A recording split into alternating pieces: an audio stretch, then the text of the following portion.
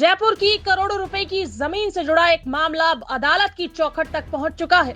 विवादित जमीन के भू रूपांतरण, पुराने राजस्व रिकॉर्ड और बाद में हुए हस्तांतरण को लेकर गंभीर सवाल उठाए जा रहे हैं। इस मामले में अपीलकर्ता महेश कुमार शर्मा ने जयपुर विकास प्राधिकरण यानी जेडीए की पूरी प्रक्रिया पर सवाल खड़े किए हैं। उनका दावा है कि जिस जमीन का बाद में भू रूपांतरण किया गया, उसके पुराने राजस्व रिकॉर्ड में ये भूमि मंदिर श्री लक्ष्मी नारायण जी की माफी भूमि के रूप में दर्ज थी। अपीलकर्ता के मुताबिक संवत 2015 से 2034 तक की जमाबंदियों में विवादित जमीन का हिस्सा मंदिर श्री लक्ष्मी नारायण जी की माफी भूमि के तौर पर दर्ज बताया गया है। उनका आरोप है कि इन पुराने राजस्व रिकॉर्ड को भू रूपांतरण की प्रक्रिया के दौरान संबंधित अधिकारियों के सामने प्रस्तुत नहीं किया गया। उनका कहना है कि यदि रिकॉर्ड की पूरी तरह से जांच की जाती है तो संभवतः भू रूपांतरण की अनुमति देने से पहले जमीन की प्रकृति और उसके अधिकारों को लेकर स्थिति स्पष्ट की जाती। विवाद का अहम बिंदु 3 जुलाई 2018 को जारी हुआ भू रूपांतरण आदेश बताया जा रहा है। अपीलकर्ता ने इसी आदेश को अदालत में चुनौती दी है। उनका कहना है कि यदि भू रूपांतरण का आदेश अधूरे दस्तावेजों या पुराने राजस्व रिकॉर्ड की अनदेखी के आधार पर जारी हुआ है तो उसकी वैधानिकता पर सवाल उठना स्वाभाविक है। मामले में 2018 में जोन 11 के डीसी भागीरथ हवा ने दस्तावेजों या पुराने राजस्व रिकॉर्ड की बिना जांच के भू रूपांतरण के आदेश जारी कर दिए, जो कि एक गंभीर मामला बन गया। मामला यहीं खत्म नहीं होता। 4 जनवरी 2023 में जोन 11 के डीसी राष्ट्रदीप यादव ने बिना दस्तावेजों या पुराने राजस्व रिकॉर्ड की जांच के 1,09,000 मीटर का जेडीए पट्टा जारी कर दिया। अपीलकर्ता का दावा है कि भू रूपांतरण के बाद जमीन का आगे हस्तांतरण हुआ और वर्तमान में इसका संबंध केडिया सेजस्थान कंपनी से बताया जा रहा है। महेश कुमार शर्मा के अनुसार उन्हें इस पूरे मामले की जानकारी वर्ष 2025 में आरटीआई के माध्यम से प्राप्त दस्तावेजों और पुराने राजस्व रिकॉर्ड के बाद हुई। अब इस मामले में कई महत्वपूर्ण सवाल सामने आते हैं।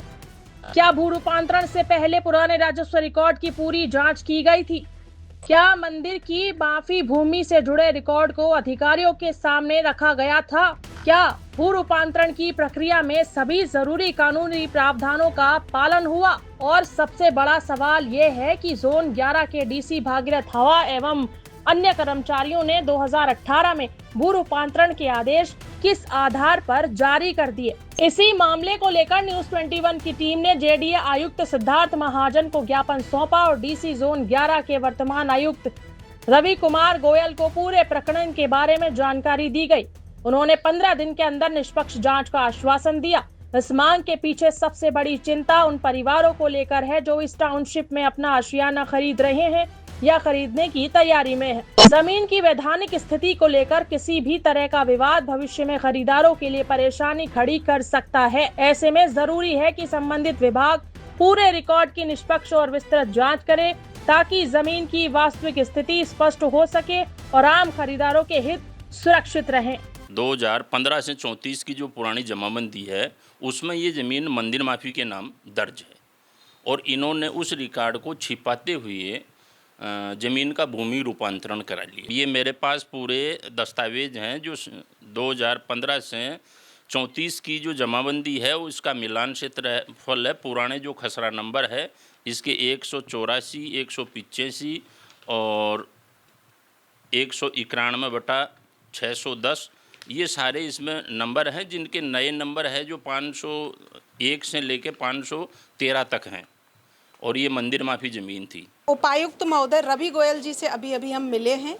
मामला है मंदिर की जो मंदिर माफी जमीन है उसके पट्टे कर दिए गए जेडीए के द्वारा। 44 बीघे के उस एक पट्टा में 14 बीघे तो मंदिर माफी की जमीन है। इस तरह से जेडीए ने इसको पट्टा कर कैसे दिया, जानने की कोशिश की तो उपायुक्त महोदय ने बताया है कि वो इसकी निष्पक्ष जाँच करा रहे हैं और जाँच में जो भी चीज़ें निकल के आएंगी उनको कंसीडर किया जाएगा और जो भी जिम्मेदार होंगे उनके खिलाफ भी निष्पक्ष रूप से कार्रवाई की जाए। लगातार अपडेट के लिए मैं आपके साथ बनी हुई हूँ। आप देख रहे हैं न्यूज़ 21।